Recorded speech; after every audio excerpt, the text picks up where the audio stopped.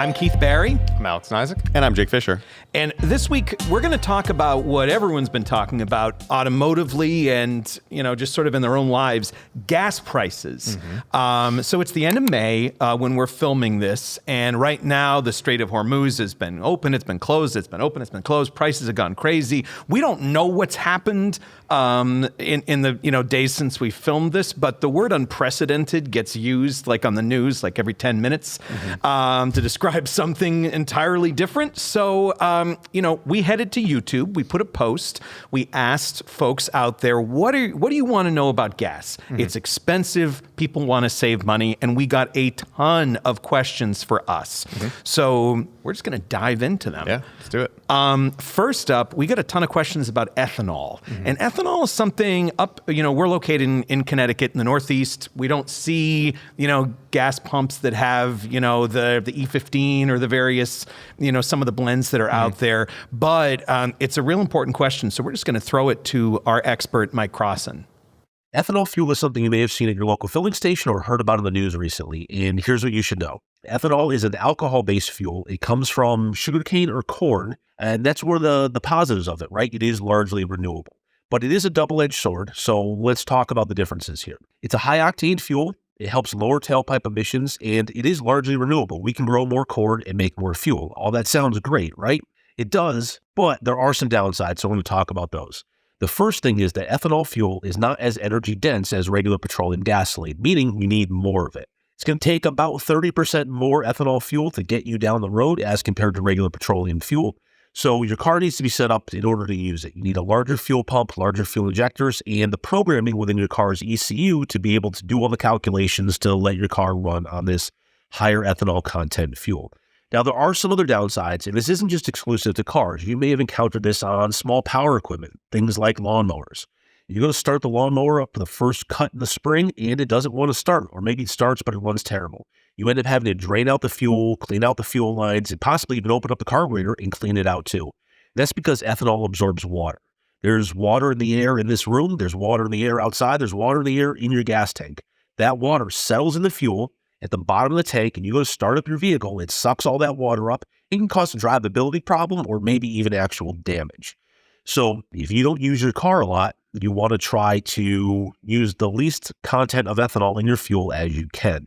Or if you do run E85, if you have a flex fuel vehicle, you want to make sure that you're either using some fuel additives if the car is going to sit around, or ideally just don't let the car sit around, right? Just use it, burn through that fuel, keep the fuel fresh, and you shouldn't have any kind of water intrusion or corrosion problems.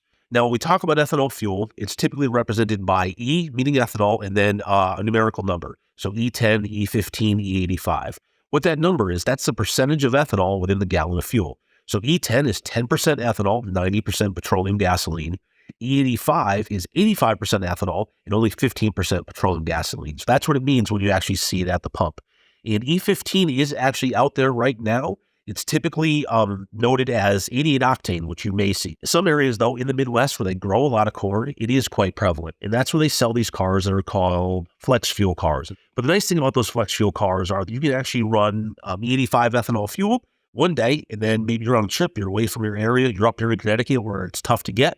You can put regular 87 octane in the car because there's a little sensor inline in the fuel system that can detect the percentage of ethanol in the fuel. Therefore, it lets the engine's computer make all the right calculations and control the engine in the way that needs to be controlled when you're running fuel that has different ethanol contents. If your car is a regular non-flex fuel car, you definitely do not want to put E85 in it. Let's keep all the corrosion stuff to the side. Just simply your car isn't set up to run it, meaning the engine's computer doesn't know that it may have E85 in it. Your fuel injectors aren't big enough. The air-fuel mixture is going to be off. And you're going to have all kinds of drivability problems at best. If you keep running that fuel, you could have actual malfunctions and breakdowns and damage that could happen. So you want to be very careful of that. So I think I definitely learned something from that. That's for sure. Yeah, always do, talking to Mike. Yeah, exactly. So, this is corn.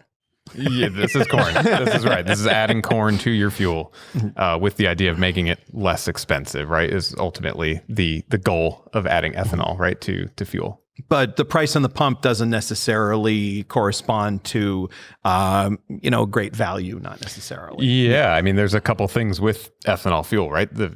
the energy density, if you will, is not as high. So there was a period of time where E85 was kind of all the rage, right? And we were seeing a lot of vehicles with flex fuel capabilities, right? But the fuel economy isn't as great usually when you're running E85 versus fuel with a lower ethanol content, right? So that's one problem. And as Mike told you about, there's corrosive aspects of this fuel versus regular gasoline and all these different things. So you don't want to put it into your snowblower or your small engine or anything. It's going to sit for a long time. Yeah, definitely not. Yeah. Yep.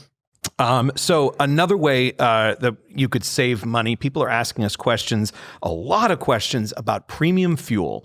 And there's a lot of, I think, misinformation and people misunderstand a lot of things about this. So you pull up to the gas tank at the pump and you see, regular, mid-grade, in premium, and then your car, you open the flap and it might say, some of the cars we have out here will say 91 recommended, or it'll say premium recommended, or in some cases premium required. So can you sort of... Well, I'll add one other thing to it. The commercials for premium, like 93 octane, 94 octane, your car deserves better. And they almost make it sound like, you're putting in rocket fuel into your car and somehow it's going to perform better and your cars are going to last longer. And the name alone, premium, right? Yeah, premium. Right? So like I want to get the premium car wash. Yeah. I want to get the premium. If you bought a premium car. I got a premium car. Yeah. I need why would premium I fuel. put regular in it? That would be Exactly. I want to have a premium lunch. Why not give my car the But same? octane doesn't make gas better. It is so strange that it even is called premium because it is, higher octane fuel is called premium for some reason, but it's just higher octane fuel. Yeah. It actually kind of makes it worse. And right? what- 'Cause it so doesn't what- explode the same way. What does that's what it octane is. do? Let's talk about knock. Let's talk about all this fun stuff. But that's literally, it's Alex funny. is exactly right. The higher the octane, the less basically flammable it is. So the lower octane actually ignites easier. So you'd think like, I want gasoline that kind of like burns, right? You get the stuff that doesn't burn, and that's the higher octane stuff. So it's just some engines are designed to work with that higher octane fuel. And if you have that higher octane fuel, because it's not as explosive, you could tune the engine slightly differently. Maybe more controlled burn or whatnot. And some engines can benefit from that. You can get a higher compression ratio. You could get a higher compression ratio, and you could get more horsepower potentially out of a certain engine if you tune it for that higher octane fuel. It's not a premium burn; it's a higher octane burn. Right.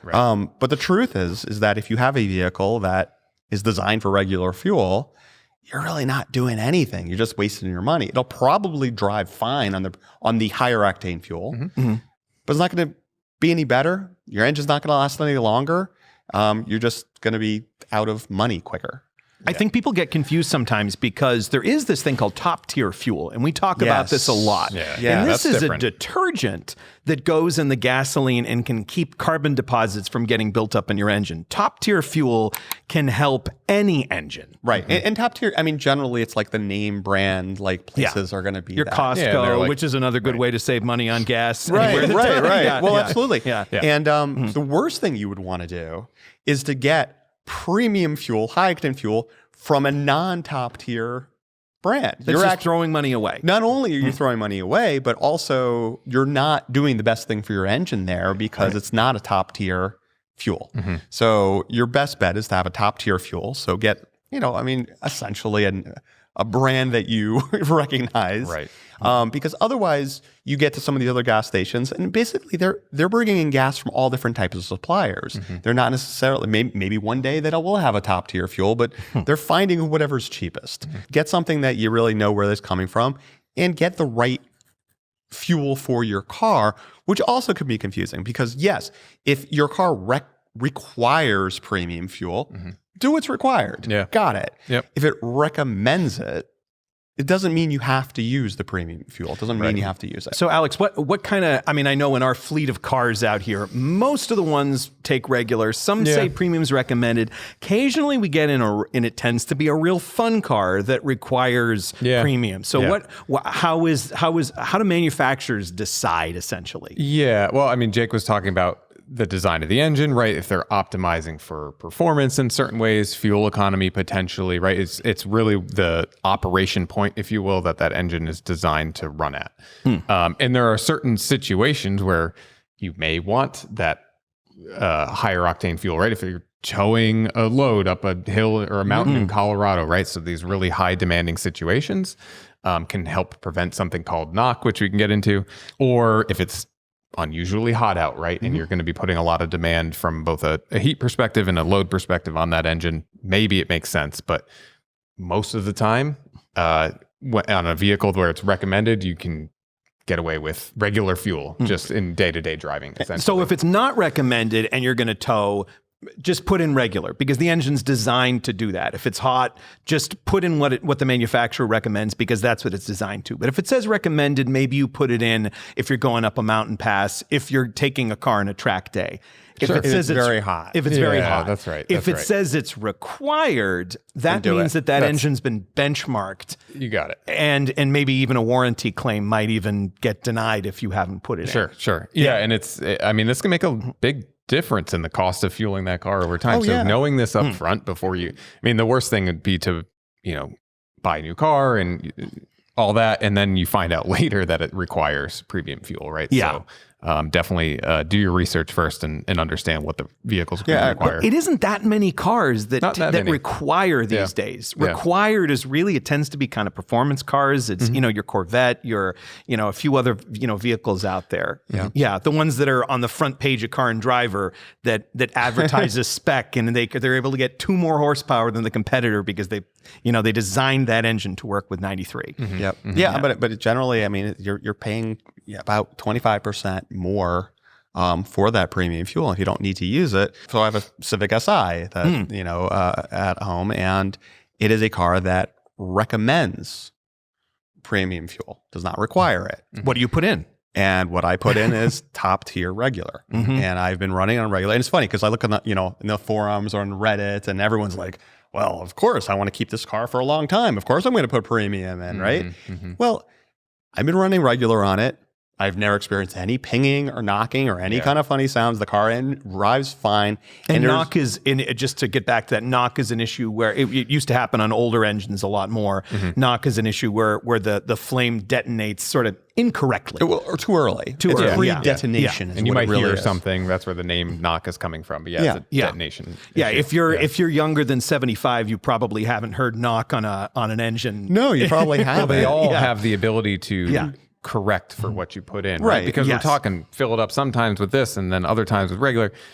And ultimately, unless you drop every, or take every drop of fuel out of your tank, you're going to have some mixture going on in there, right? So the vehicle can compensate and adjust for it. They have smart within electronics limits, that can go adjust for it. Now, Jake, if you were going to drive that car in the track and it was 100 degrees outside, maybe you'd fill it up at the premium pump? Maybe.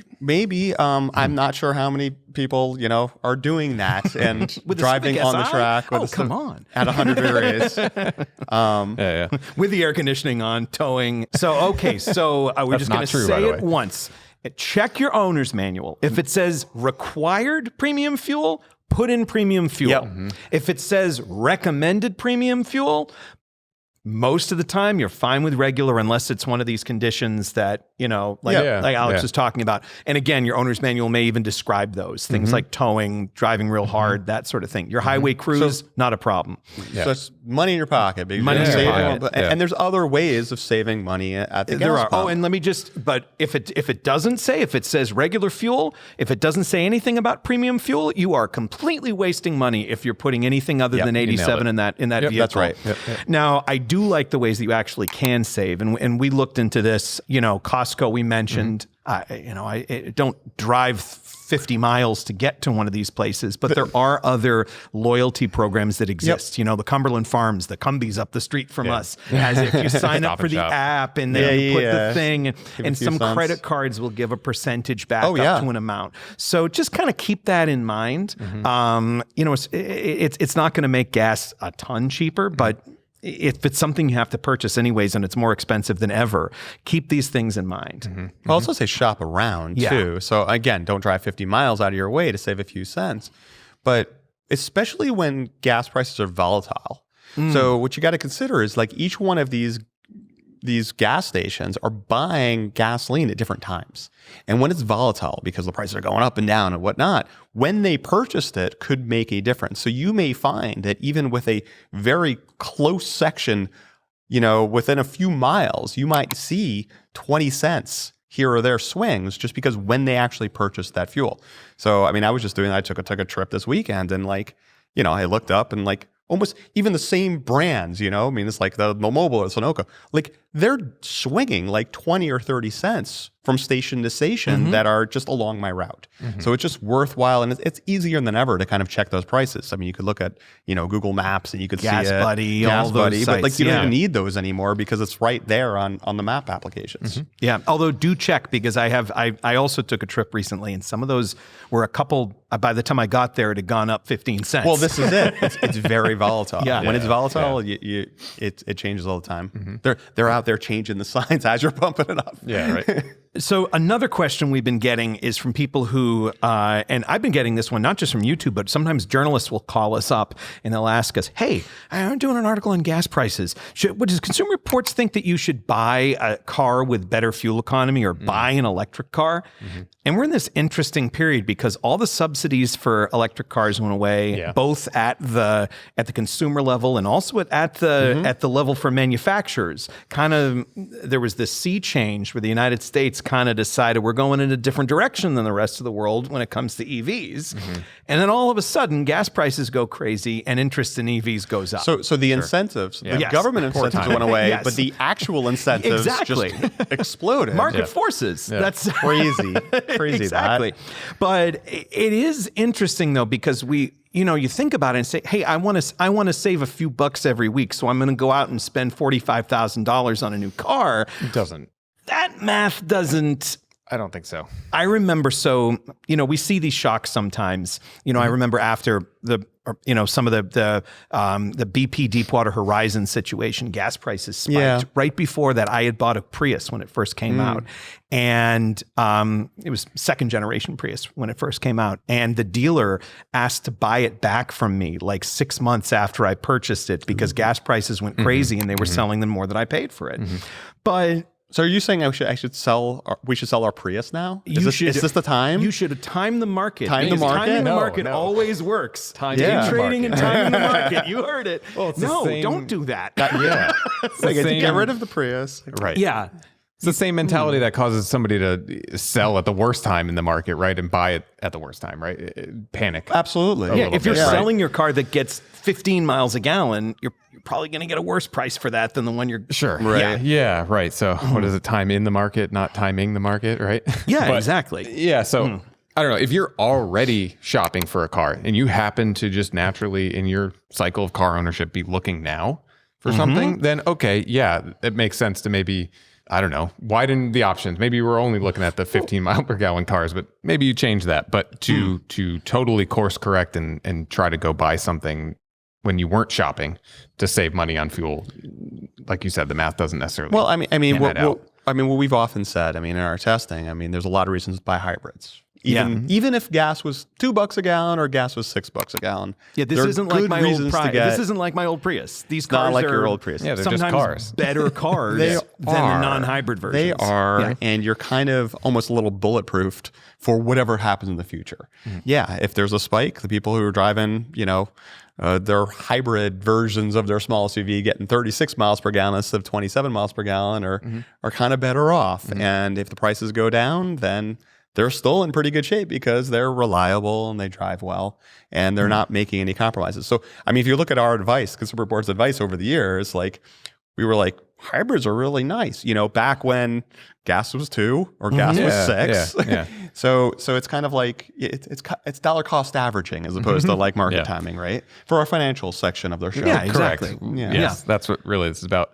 But yeah, you saw that, right, with the demand for hybrid vehicles from Toyota, whatever the brand might be, long before these gas prices went the direction they've been going lately. Sure. The demand was really, really high. Just speaks, I think, to what we're saying, that they're good vehicles regardless of the price of gas. Now, what about pure electrics? Because this is where things get, because we're losing some vehicles from the market, but also we're getting this kind of influx of used EVs hitting the market. And whenever I talk to you about this, you have a great thing you say about that sweet spot for the EV is that like it's like used under warranty, right? Yeah, I'm trying to remember what I said. That's a lot of pressure. I've quoted you a million times. You said something exactly. at one time. Yeah, at one point. Yeah. That's the story of my life. Every once in a while. Once in a while. Yeah, but we have these cars that are hitting the market that are still under warranty. Correct. They've been on for a while, so we know they're more reliable. Yeah. Yeah. Relatively. Yeah. Relatively speaking, they're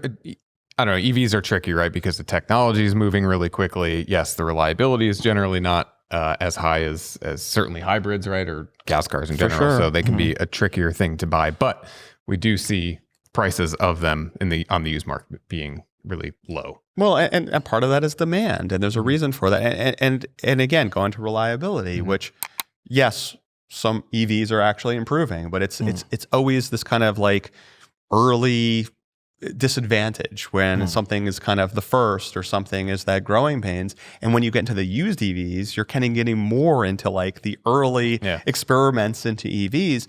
And not just that, you're getting into, I mean, like if you look at the used EV market, you could get a Leaf very inexpensively, for sure. Yeah, the problem is I that wouldn't do it. well, and there's reasons because, and it's not because they're horribly unreliable. Don't get me wrong, but it's like one, it's got a connector that you could barely. Yeah, you can barely find it anywhere, right? For a fast charger, they're pretty much kind of going away. So you have a connector that doesn't connect with anything out there. That's a problem. And also the way they cooled the battery on the early they're ones, air-cooled. they don't hold. Basically, the amount of charge they could hold gets for those older ones. They get really short ranges. And Nissan for a lot of the used Leafs, they don't make the battery anymore. So sourcing one, if you wanted to replace it to solve some of that, is really difficult. And if you do find one, it's expensive, right? So now you've almost totaled the car because of the cost of the battery. So if you go 5 years old, used EVs are basically Tesla or Nissan. And then if you go a little and then a crop of kind of weirdos with like 80-mile ranges that we just, whatever. And then you get the slightly newer ones, and then you get to those, what you're talking about, those newer ones that were hot off the press and maybe they hadn't figured everything out right. Yeah, which I mean, again, you talk about like totaling it with the battery. I mean, this is what we're seeing. It's not happening with older hybrids. So if you're looking at an older hybrid, I wouldn't really have a problem with that. And so recently, so I guess our older Prius, we have a 20-year-old Prius that my son was driving back and forth to school and had 170,000 miles. Oh no, the battery failed. So it was like, oh no, well, the car wasn't totaled. We found a guy, wound up replacing the battery in a half an hour, charged us $500. He replace the cell. Not a whole lot more than the 12-volt battery, by the way, on that car. I know those batteries are so expensive. They're very expensive. I think we're like $400 for the 12-volt. It was $500 with installation to get that. So I mean, there's people who've almost like created this cottage industry on these older Toyotas. So that's not a game changer. The EVs, that big lithium-ion battery is a little bit. But most of them are warranted for 8 years and 100,000 or even more miles. So if you're getting that one that's just coming off a lease, that's kind of where you're at. Now, obviously, look at our reliability scores. Some of those great Hyundais, many of them, not they all, but many of them have had similar issues around the ICCU, which we've seen in our reliability surveys. Some of the earlier Mach-E's, some of the earlier Ultium platform, those are starting to get, the Mach-E, we've seen it get sorted out over the years. They've, figured it out along the way. So if you're looking for a used EV, buy a new one. Wait. Buy the newest one. What's your point here? Buy the newest one you can afford that's still took that depreciation hit, but that's still under warranty. By the 1 year old one. And I do think if you're only interested in it for the fuel saving part of it, which is, I'm not saying it's not legitimate, but charging it at home certainly is going to be cheaper than using public charging, right? Lower rates and all that stuff. But just make sure it's really what you want long term, because if you just some amount of time, right, the gas prices go back down and you say, okay, I'm done with this and I want to go back to what I had, or what's your cost savings at that point, right? If you got to go sell that EV and buy something else. So make sure you actually enjoy the experience of having an EV, which can be great. And also look at where you live, because in some places like Connecticut, we have relatively low gas prices. And as many places in the Northeast have very expensive electric prices. And cold weather, which shortens the range and all those things. What you really need is what was it? Was it Back to the Future 3 when he had like you can just put garbage in the DeLorean and it'll just work it out because he made modifications in the future. A biodiesel old Mercedes W123. We just right? want to be able to kind of like go to like a dumpster and just like put everything. Well, and the closest thing we probably have to that is the plug-in hybrids. Yeah, which is basically like. You can put gas in, you can charge it at home, you know, you can do whatever you want. And the math on those doesn't always math, as you can see on the math some of our... Well, and actually check out, you know, our hybrid EV, you know, area where you could actually put in your fuel rates and you could actually do a calculator and you can actually figure out what is going to be cheaper for you in your area because electricity is all over the map and actually, you know, hour to hour gas prices change. But, you know, in a way, those plug-in hybrids are kind of insurance to whatever happens. So you could go, if you have a plug-in hybrid and suddenly the EV, you know, electric rates spike in your area, I'll put you more gas in. You know, suddenly gas prices spike, well, I'll run on electricity. You're kind of covered. Yeah. The math is a little more. You folks are engineers. The math on those and figuring out the payback period. That's more. And for me, it's like I have to sit down with a spreadsheet, and it takes me all afternoon. Yeah. You know, it's not just multiplying and dividing by miles per gallon or something. I love. We're talking about hybrids and also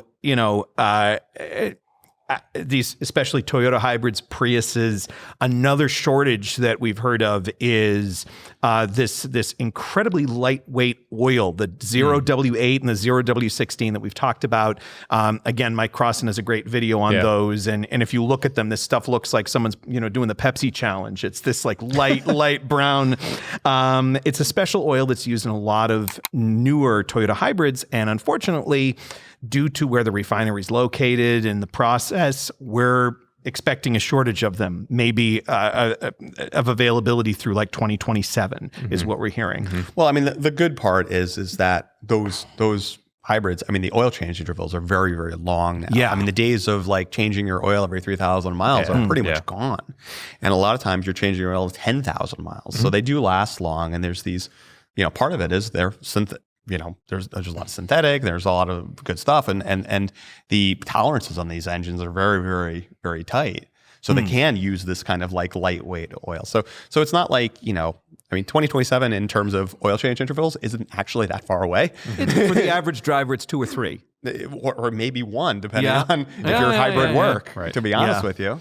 But yeah, I mean, so far they have made some changes. So they have said, even in the manual, where you can use slightly higher viscosity oil, maybe every other one, kind of do it. So you're not going to destroy your engine if you're not going to be able to use that exact one. Mm-hmm. Yeah, that's right.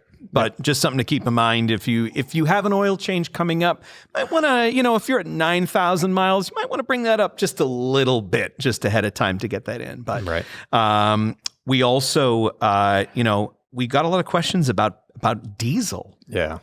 It feels like it's like 2014 again. I wish I still had my hairline from then, but Volkswagen did clean diesel, all of that stuff, and then all of a sudden, diesel is. I owned a passenger diesel car. I owned one of the last. It was introduced. It was the Ingenium engine from a Jaguar Land Rover, and they put it in the XE, and they sold about a couple hundred of them. And I remember I went to the introduction of it, and it was like the week that Dieselgate happened when they introduced this car, and I thought, oh, this isn't going to go well, and it didn't, which is why I was able to lease one for less than a Corolla. But my biggest issue with that car was well, first of all, I think we found particulate emissions are still an issue with diesel, and that's why a lot of the European car makers have gotten rid of them. And then also finding a diesel station that isn't somewhere where trucks go. Finding one in sort of a neighborhood is it's a bit of an issue. So I mean, diesel. I mean, just a little diesel 101. I mean, not to get into like the cycle and stuff like that. How it does diesel in 1850. Well, in 18. No, but I mean, peanut oil, volumetric efficiency. Okay. So just diesel engines are more efficient. They give off less heat. So what happens with these diesels is you could get better miles per gallon. with a diesel, and certainly Volkswagen showed that with all their small diesels and stuff like that. They were literally too good to be true. They were literally, but they were very, very fuel efficient. What they were not good is about emissions. So the reason why they're kind of like gone for the most part in passenger vehicles is because they put out a lot of particulates and stuff that causes cancer or whatnot. Also, they're not super great in terms of carbon dioxide because of this diesel cycle. They're actually more carbon dioxide. What they're good about is miles per gallon, but that's not necessarily the measurement that you should be looking at. The measurement you should be looking at is kind of like your cost. And actually, right now, and a lot of times, diesel, that green number on the sign is the way higher number. It's much higher. So it's very possible that the cost of diesel might be so much more. I mean, especially for us, where we're using basically the same fuel to heat our homes, a lot of like the Northeast, it may not be a savings, even at the higher miles per gallon. Yeah. So there are very few passenger vehicles left selling or offered in diesel, right? I think it's like the Silverado 1500 and Tahoe, like some of these GM trucks. Yeah, GM I think is. But really, then it's just the heavy duty stuff and then agriculture and things like that, right? So I remember we got a Chevy Cruze diesel in, we got an Equinox diesel when and it was that was where things were headed. But I think a lot of that, there was the Stellantis, well at the time FCA with the VM Motori engine that was in the Grand Cherokee diesel. Oh yeah, which was another nightmare for these, a lot of these. And I think some of that just became a dead end for development. Yeah. So unless you're hauling cargo or towing. Sure. Right. Yep. Yeah. On a totally different question, we got some questions about, cars will have an eco mode button or, what does that do and can it actually help you save fuel? Yeah, we've done some testing on eco mode and other drive modes for that matter. And eco mode in particular, we didn't really see much of a difference in terms of fuel economy when we measured it using our regular test cycles out on the highway, out on our track, that type of thing. What it's really doing is encouraging you in various ways to kind of drive, let's say, in a more fuel efficient way, right? It dulls the throttle response, so you're not accelerating maybe more than you need to. You can override that just by pressing the accelerator pedal more, right? But it changes the tuning a little bit of the vehicle. But ultimately, it doesn't really save you that much fuel. So we have regimented fuel tests that we do here, and we measure the fuel intake with a fuel meter that we splice into the fuel lines. And when we do our tests, we're like, okay, in this area you have to accelerate from like 10 miles per hour to 30 miles per hour. And it's a drive cycle. It's a drive cycle. Or we go on a highway and we're going steady 65. Doesn't affect any of that. No. What it may affect is the driver needs to put their foot down a little bit more in order to make those things. And actually, alternatively, we see very similar stuff with sport. So usually the sport, it almost encourages you to drive it faster because you hit the gas and all of a sudden it's giving it full throttle when you're only putting in partial throttle. It feels faster or feels slower. It's how it encourages you, but it's really not going to go and save you much. And it's not going to necessarily make the car faster if you use sport. Some sport modes will cause the car to hold a higher gear, right? Yeah. So it won't upshift it'll keep it in 6 instead of shifting to 8, which could have some effect if you're driving long distance. If you floor it, it's going to go down. It's going to go down no matter what, right? Yeah. So kind of depends on how you drive, but by and large, maybe avoid sport mode, but it's not going to make a huge difference whether you put it in normal or eco. Yeah, just lay off the throttle. Yeah, the same advice. Yeah. There you go. There are other ways to kind of adjust the way you drive or take the stuff that you have on your roof that you're not using off to improve your aerodynamics, take the weight out of your car that you don't need in there, right? Some of these other things to help stretch your tank, right? We can link to that article to help save fuel. Yeah. Don't give your friends rides. I would never. Yeah, never, ever. For a host of reasons. Exactly. Yeah. So, I think the question that everyone's asking is kind of what happens now? Because we've been through fuel spikes, some of us more than others, and we've watched the auto industry respond to these things, and we've seen small cars get popular, and then as prices go down, they start to get larger and larger and larger again, and the same thing kind of happens. We see these kind of incremental gains in fuel economy. What is next? What is happening? And another question we get is there's a new crop of highly efficient EVs coming from China that aren't for sale in the United States. Right. Yeah. I don't know. I mean, there's some probably amount of fatigue. This is all speculation at this point, right? But fatigue in terms of reacting to the incentives being there and then being away, and EVs this, EVs going, like it's been a lot between regulations changing and all that. So I don't know. We were talking earlier about time in the market versus timing the market, right? To bring it back to our financial discussion, right? Is I think in the long term, if you can zoom out a little bit, yes, along the way, there's going to be spikes of certain automakers bringing back V8s and things like that in the short term. But longer term, still going to go more towards fuel efficiency. Electric vehicles, I think, have their place, right? And maybe there's a dip now, but catch on more later, whether it's things coming in from different countries or our own automakers, continuing to refine that technology. And part of the reason I'm saying that is because when we ask consumers, fuel economy is always up at the top in terms of what they care about when they're buying their next car, right? Regardless of the price of gas at the time we ask or which regulation is or isn't in place. It is important. And I think that's going to continue to be important regardless. And the other thing is that, the regulations are still ongoing in other countries in the direction that the U.S. was going. Automakers are global. These product cycles are decades. I mean, I can only think of one automaker that chases year to year. Well, look, and even they have a bunch of EVs coming out. They can't. We're not necessarily going the same way in the same direction of the rest of the world. I mean, this is the thing. I mean, we're kind of like the Australia. So we got, our kangaroo vehicles. Well, everyone else has got different species going on. And China has gone and said, EV is the way.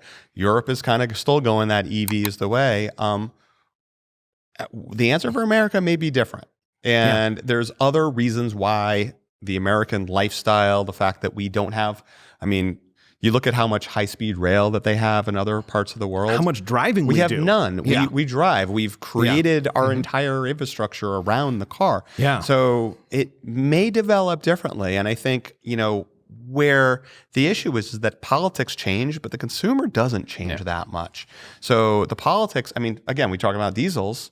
Well, Europe had basically decided that diesels for everybody, and then decided, oh, never mind, we're not going to go for diesels. So, and now it's EVs, and that changes, but the consumer doesn't. So going back to what you said, exactly right, that consumers are like, I like good fuel efficiency. They're not all begging for a pure electric vehicle. No, and that's where it really comes back to hybrids. And I think that's where we're going. You want to be speculative. I think in 5 years from now, we're going to see a lot more hybrids. We're going to see a lot of these automakers that are getting into the hybrids, and they're making them so well. You look at Honda. Honda, they were one of the first ones in hybrids, but they didn't quite get it right. Right now, I think they're getting it right the same way Toyota was. And I think we're going to get to the point where, like, you look at Toyota and Honda or some of these major automakers, and it's like everything is going to be hybrid. Yes, because the new default. It's the default, and it's right. I think that's exactly it, because you get that fuel efficiency, but you don't get the compromise. You don't have to change your life around it. And you also talk about hedging your bets too, because as we start to see these longer range, EV batteries, we start to see prices come down. We start to see more places to plug in. Yep. Someone picks up a 3-year-old, used EV and says, I really like this. And maybe their next new car is, I think electrification is where things are going, and electrification includes hybrids, includes, and I think what American consumers want is they want options. They don't want to be told what their options are. And no one told them what to do in the past, but people heard. They were told what to do. Again, what doesn't help is like, we're going to make internal combustion engines, illegal or whatever it is. And that it's like, well, no. Explain. If I want an EV, I want an EV. Let me go do that. And Tesla figured that out too. Just make them desirable. People want options, and you know what? If a couple of people buy V8 engines, not every car is going to have a V8, but having that as an option is not going to end the world. I also don't think that's where the majority of the American market is headed either. Absolutely not. Yeah. Nope. I think people are getting back to our smaller, more powerful engines, getting back to our hybrids. I mean, the loudest engine might not necessarily, it might also have the loudest proponents, but it doesn't necessarily mean that's where things are headed. Yeah, that's right. Yeah. Right. So if you want more information on fuel economy, how to save money, investment tips from Alex, no, we're not going to know. We know it's legally obligated to say no investment tip. But if you want any more information, head to cr.org. We have a whole bunch of information about everything from ethanol, best EVs, best hybrids. I update this article about a hybrid payback period. It feels like every week I'm going in there and changing the gas price to show how much quickly the difference in cost between a hybrid pay and spoilers, some of them it's instantaneous. As soon as you buy the car, you're saving money. Any information you need, head over to cr.org. And also, if you're watching this on YouTube, you'll see that there's this donate button, and that's because we're a nonprofit. So if you get our old-fashioned paper magazine or go to cr.org, you're not going to see ads from car manufacturers or ads from fuel companies. We are an independent voice out there, and we're funded by you. So, help us do that job and keep being who we are, because there are precious few folks like that out there who are still able to do what we do, and we do it with your help. So really, I believe in the mission. I hope you folks do too. Okay. So make that donation there. If you have any questions, send them to talkingcars@icloud.com. And thanks so much. We'll talk cars again soon.